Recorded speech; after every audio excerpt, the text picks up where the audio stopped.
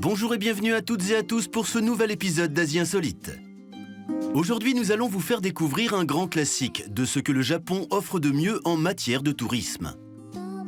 Pour cela, nous nous sommes rendus dans la région de Chugoku. C'est ici que vous pourrez admirer la superbe île de Miyajima. Miyajima, dont le nom officiel est Utsukushima, se situe dans la baie d'Hiroshima, à peine quelques centaines de mètres de Honshu, l'île principale du Japon. Cette île est notamment célèbre pour sa porte Vermillon qui offre une des plus belles vues du Japon.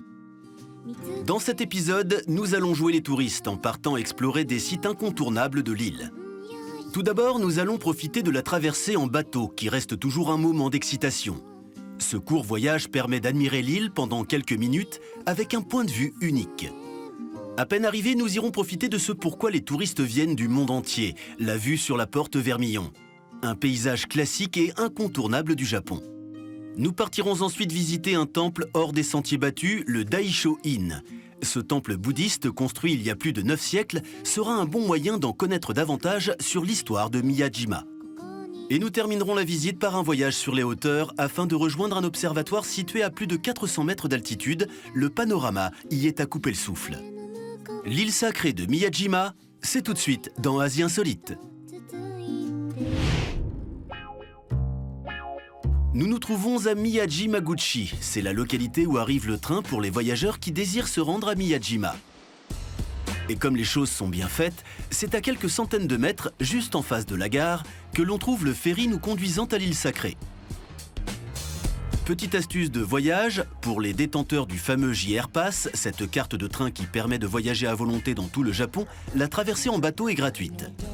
Elle ne coûte de toute façon pas bien cher, environ 3,50 € l'aller-retour, mais c'est toujours ça de gagné.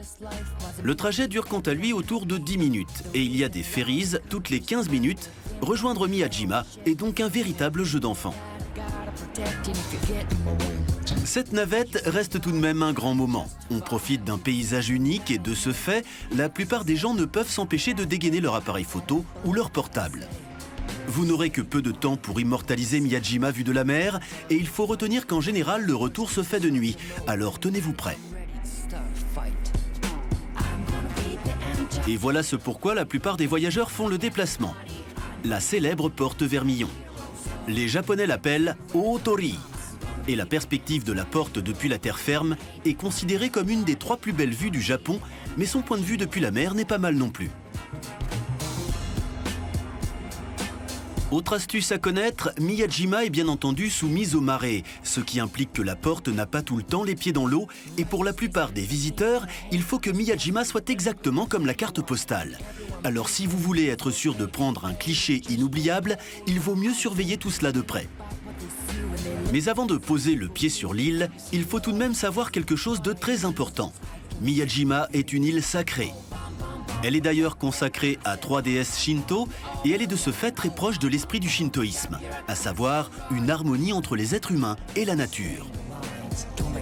Mais ce n'est pas tout. Cette philosophie implique d'autres principes fondamentaux. Personne n'a le droit de naître ni de mourir à Miyajima.